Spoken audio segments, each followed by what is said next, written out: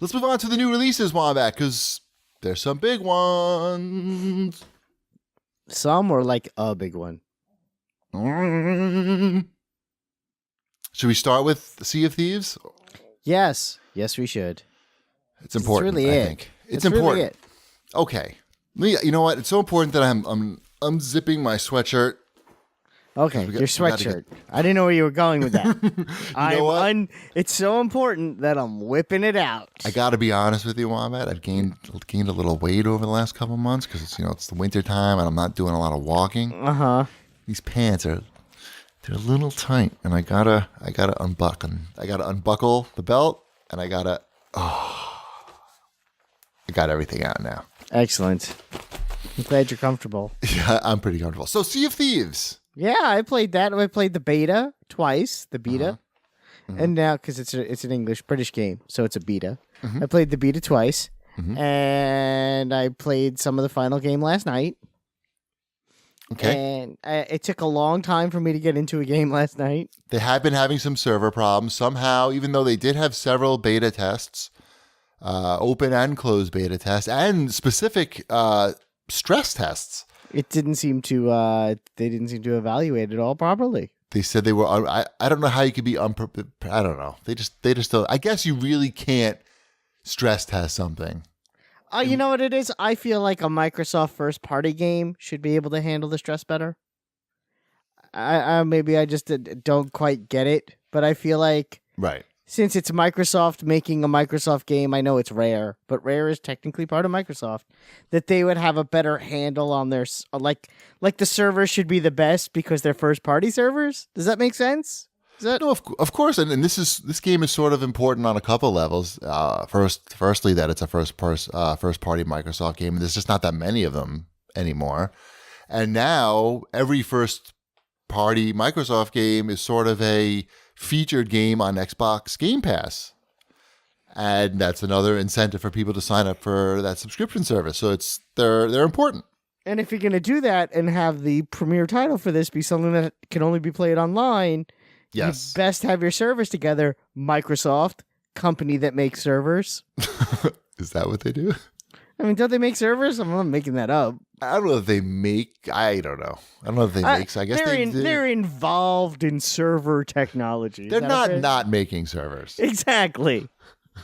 It's not like, Nintendo. I don't know that they make servers, but they're not making servers. If you ask me who is more in the server business, Nintendo or Microsoft, I'm going to say Microsoft. Right. So anyway, let's talk about Sea of Thieves. Let's talk about the game of Sea of Thieves. And I guess the controversy, if there is one about Sea of Thieves, is there much of a game there at all? To me, it feels fairly thin. I mean, it's a beautiful game, but it also is kind of, it's a fetch quest. And it's a continuous fetch quest. To me, it feels more like a really simplified sailing simulator chat room. Yeah, again, you're not selling me on this. But I have a lot of fun when I played it with Ty today for a couple of hours today. I was on PC and he's on the Xbox. I had a whole thing trying to get that going, and I'm not exactly sure how I solved that, and we'll save that for another day. But we had a lot of fun. I had to teach him how to play, of course, and it was wasn't that hard to get him to go in on that front. And yeah, I mean, yes, all we really did was get maps, go to find the island, go to the island, dig up the treasure, bring it back to the boat, and then bring the treasure back to another island, and then turn it in and get our money. Which is a weird conceit, by the way. How do you mean? Okay, so you get the treasure chest, but you don't keep the treasure chest. You bring the treasure chest back to a guy and you sell it to him, and you never find out what's in the treasure chest. Lame. Yeah. It's lame. It's like lazy, and it makes it boring. Yes. Maybe if they like had a conceit like in the treasure chest that you're finding isn't gold, it's like whatever this guy needs that has no value to you, and that's why he's paying you for it. Like I know this games don't need big stories, and I'm fine with it. I'm not asking for a story. I'm just asking for a free. Sure. No, but okay. Well, but you say that, but I would say that it would make the treasure itself a lot more exciting if it was just more than straight up, basically coin. Yeah, every time it's like, I found this treasure chest, and you open it up, and maybe there's more gold in that treasure chest than I get for trading that treasure chest in. Why am I trading it in? Is it because I don't have a key? So if I give it to, and he has all the keys? Or maybe it would make more sense if I had to bring the treasure chest back to the guy because the guy had the key, and then we split the treasure. Like, there's a conceit. Something.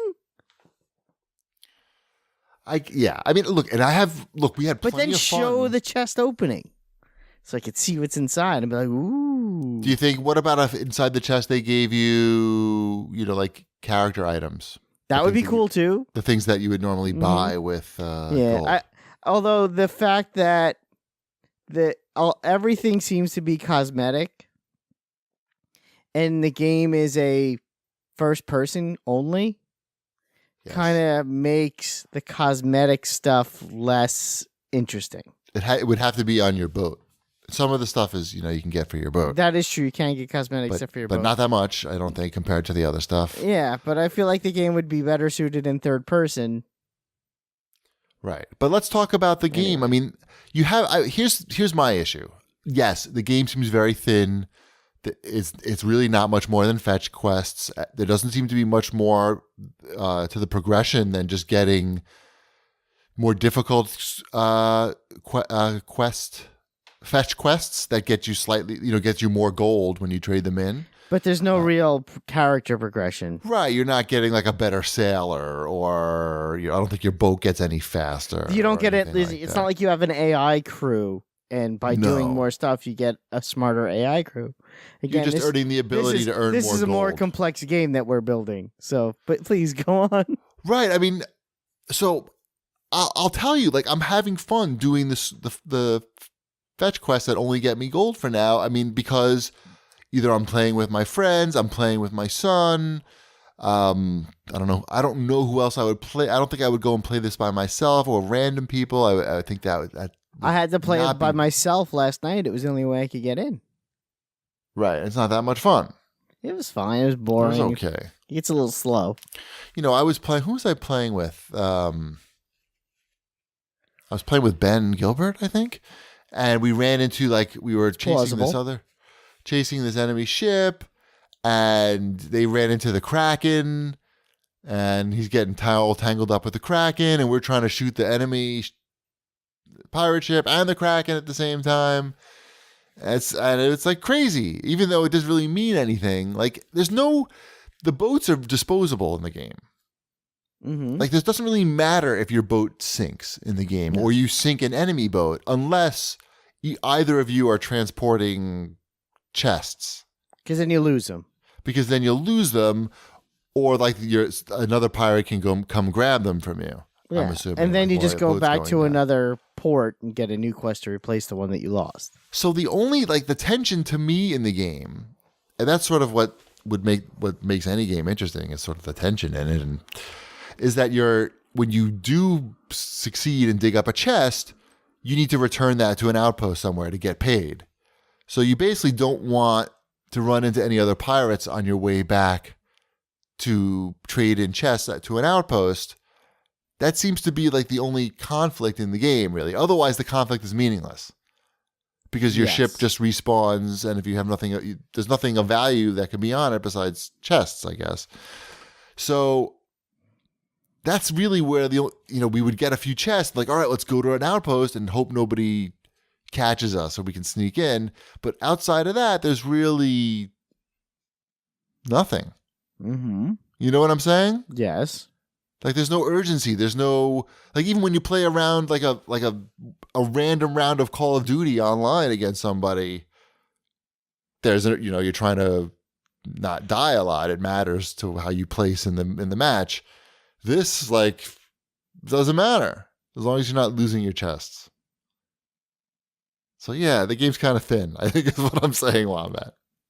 Yes, and that seems to be the pretty common criticism. I like it, but it's thin. Mm-hmm. The water looks nice. The water looks amazing. The sunsets look amazing. I can stare at this game a lot. On PC, on my rig, it looks fantastic. On the One X, it looks good, but the frame rate is it's definitely no more than 30. That's for sure. And I don't know if this is another one of these games where they just really want to say it's in 4K and that rather than go for a 60 frame per second experience.